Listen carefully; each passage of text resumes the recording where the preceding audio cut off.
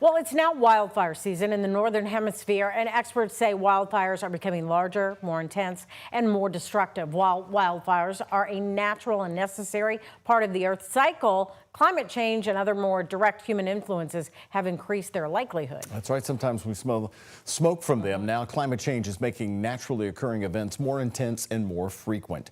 ABC's chief climate correspondent Ginger Z explains more on the connection between the spreading flames and climate change.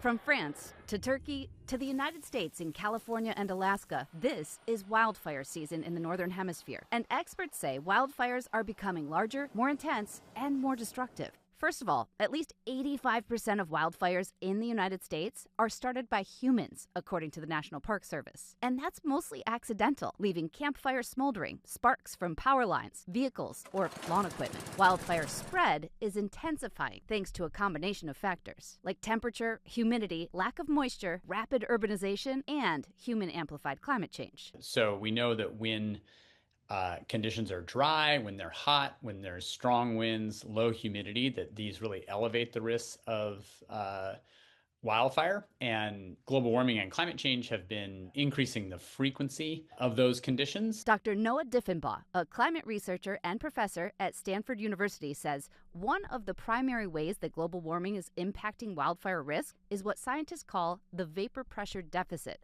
or essentially how thirsty the atmosphere is. As the atmosphere is warming, particularly in areas like the western U.S. that are already quite dry, there's more moisture being drawn out of the vegetation, drawn out of the soils. Dr. Diffenbaugh's research team found that the frequency of extreme wildfire weather conditions during autumn in California has more than doubled in the last 4 decades. We know that when these conditions happen, that's really elevates the risks of very large wildfires, the kinds of fires that are not only destructive, but also produce a lot of smoke that has impacts far afield from where the fire is happening. So what can we do? In the short term, fire prevention. Home hardening, a process of making houses more fire resistant by clearing flammable vegetation and materials near buildings, can help manage the risk of intensifying wildfires. And in the long term, experts say we can prioritize renewable energy resources and sustainable practices to lower greenhouse gas emissions and slow down global warming. With this Climate Minute, I'm Ginger Z. Other tips include reducing energy consumption, adopting sustainable transportation, and making even dietary changes. Experts say collective action from individuals is what's needed to convince political leaders and decision makers to make larger changes.